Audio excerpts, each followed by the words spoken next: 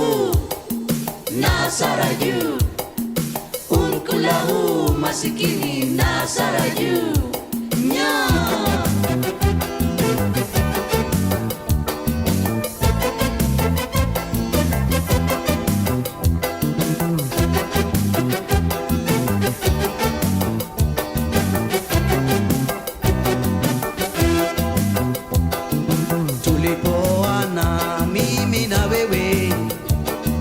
Miaka 20 iliyopita mapenzi yetu ya peremende, tulipendana kama chapati na karanga. Mara ukaanza visa na vituko, kurudi nyumbani ukiwa umelewa. Tuesday, 8 a.m., Harambee House. The presidential motorcade arrives escorted by outriders amid tight security. Moments later, acting President William Ruto alights from the presidential limousine to be received by orderlies. Ready for his first day in office as acting president. Despite the morning chill, his coat folded around his arm, perhaps an indication of the heavy and demanding task ahead of him. And once in the big office, first things first.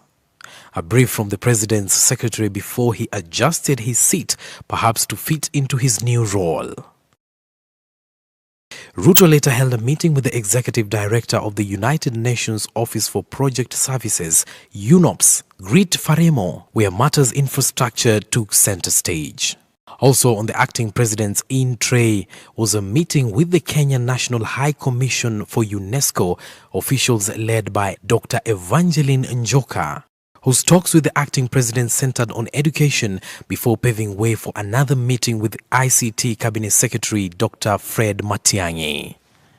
Conspicuously missing at the rooftop of Harambee House was the presidential standard, a flag that is hoisted whenever the president comes visiting, a clear indication that the full presidential power still remains with Uhuru Kenyatta, whose shoes Ruto was stepping in an acting capacity.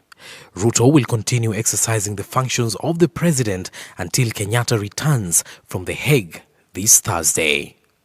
While for some it is a case of a man crossing over to an office directly opposite his own, for William Samoei Ruto, the acting president of the Republic of Kenya, the first day at the helm of the country's leadership was one extraordinary day.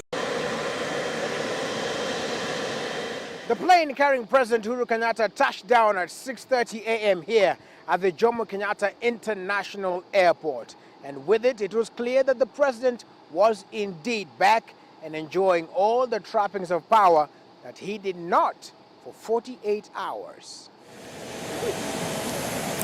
Upon arrival, President Uhuru Kenyatta, First Lady Margaret Kenyatta and their daughter Ngina were received by a high-profile delegation of cabinet secretaries and security chiefs, including the Chief of Defense Forces General Julius Karangi. It was evident that he was back at it. The difference was as clear as day and night from the Uhuru Kenyatta who left the country 2 days ago for The Hague. Now, to start with, his motorcade was in place. His dress code was completely different, as was that of his aide-de-camp, who today took his place behind his boss. The security chiefs were also in uniform.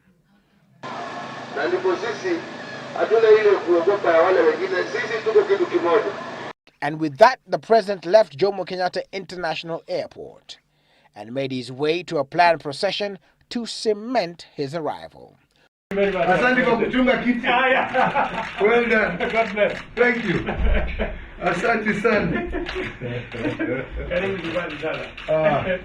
Mungu mwema. Naona diary bado haina kitu unamaliza kitu. Willis Ruto, Citizen Live at 9, Nairobi.